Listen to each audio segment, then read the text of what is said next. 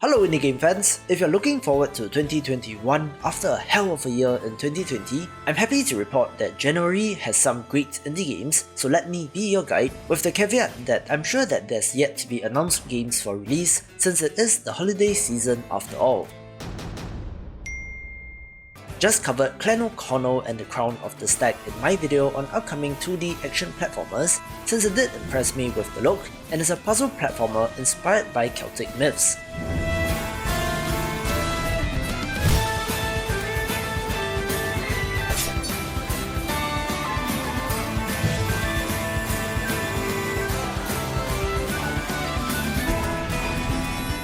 More than one of you noticed its similarity of a character design to that of the Scotsman from Samurai Jack, and I can certainly see where you're coming from, and the action looks good, with the ability to switch between the three characters being neat as well.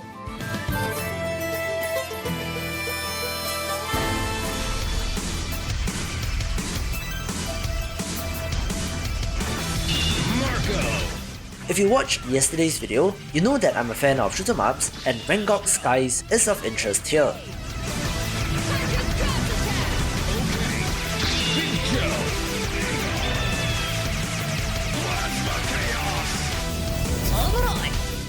It's another classic looking arcade shooter with some fantastic retro pixel art, with 4 characters and 4 unique ships as well.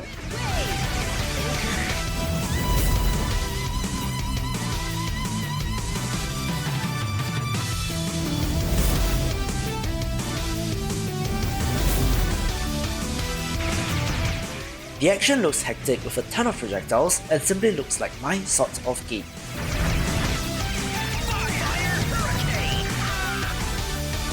Game over.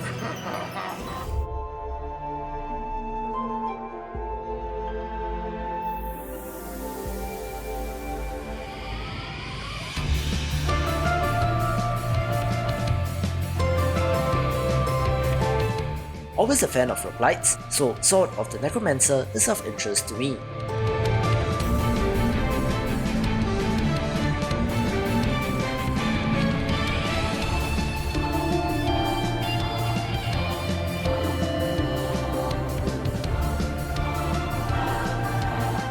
This released a beautifully animated trailer which I'm a fan of, where you're delving into a necromancer's dungeon to get enough soul power to bring back a priestess from the dead.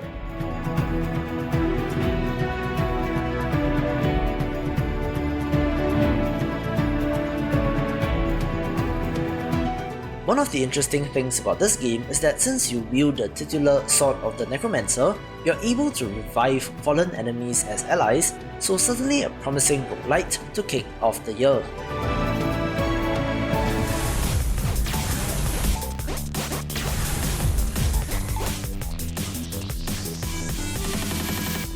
I do also love my action puzzle games, so WaveCrash looks to be of interest to me.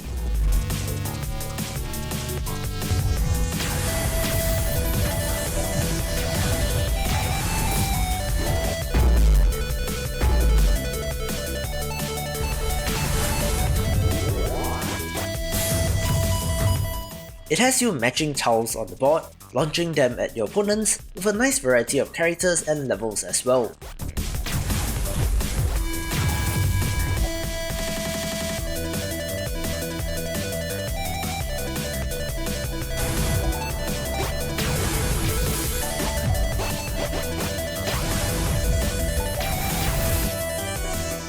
It's colourful, vibrant and looks like fun, so if you love games like Super Puzzle Fighter 2 Turbo, you might be interested in this.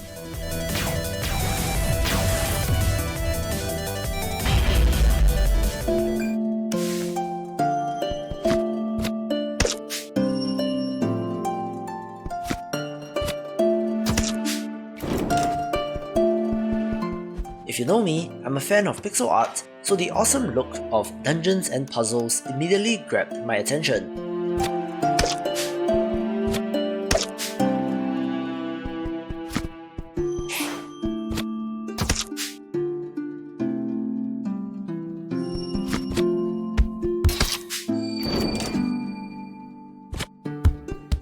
It's a puzzle game where you venture into a dungeon, slaying enemies, gathering treasure, avoiding traps, pushing enemies into them, and so on.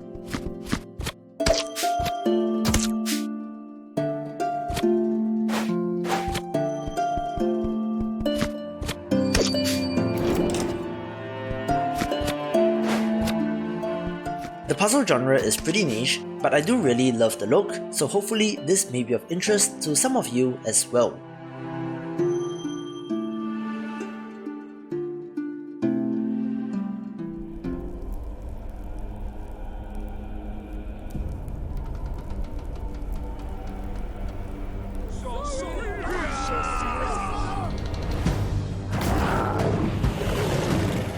Developer Clever Beans is a relatively small team, but their game, Gods Will Fall, somehow got picked up by Deep Silver Publishing, so perhaps it's not so indie, but this action game does look good.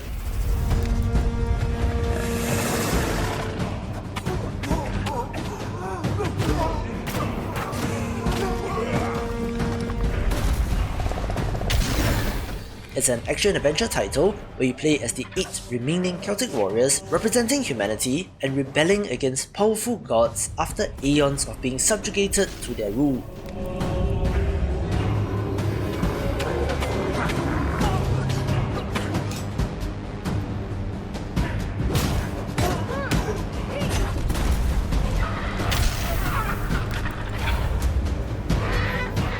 While it looks to be boss rush focused with some pretty impressive boss designs, there are also smaller enemies to take out, set in some pretty cool looking landscapes, so I'm interested in the game structure and progression in this.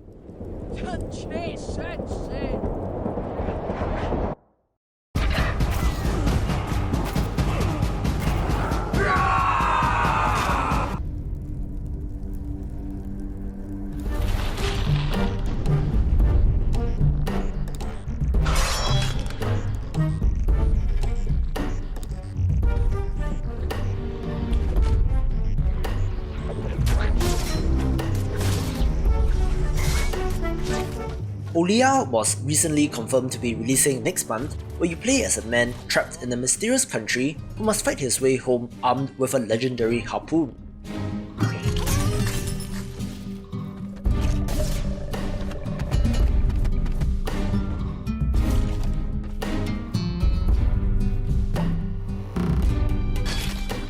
It looks to have a nice mix of combat and platforming challenges, with pixel art which I do appreciate, where this trailer does show off some new footage as well.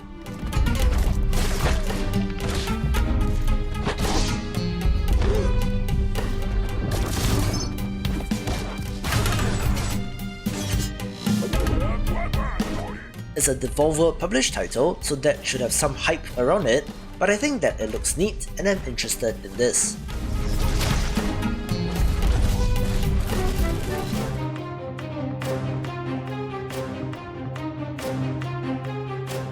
Happy to share that Dyson Sphere program will be releasing in early access as well, reaching its Kickstarter target just 2 days ago, which was aimed at giving the developer more runway in early access to expand the scope of the game.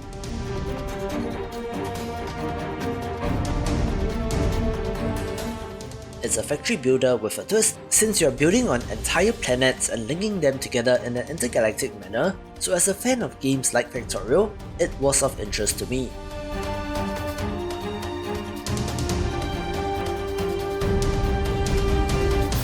There are antagonistic alien forces that you have to deal with, so it's not all smooth sailing, and the theoretical megastructure of a Dyson Sphere is a cool new frontier for this type of game.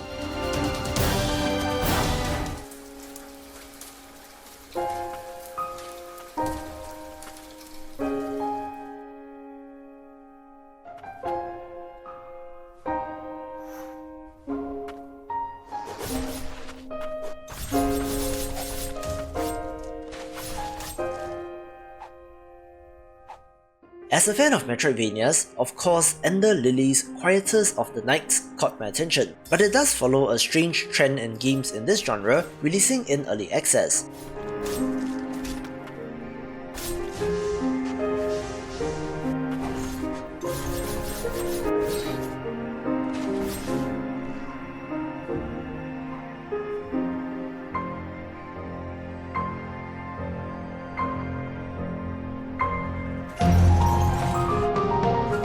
I believe that this is from a Japanese developer, so it's nice to see more entrants in the space, but the unique hook here is that the bosses, once defeated, become part of your posse, where it seems like they are the stand-ins for Metroidvania abilities, aiding in platforming, exploration, combat, and so on.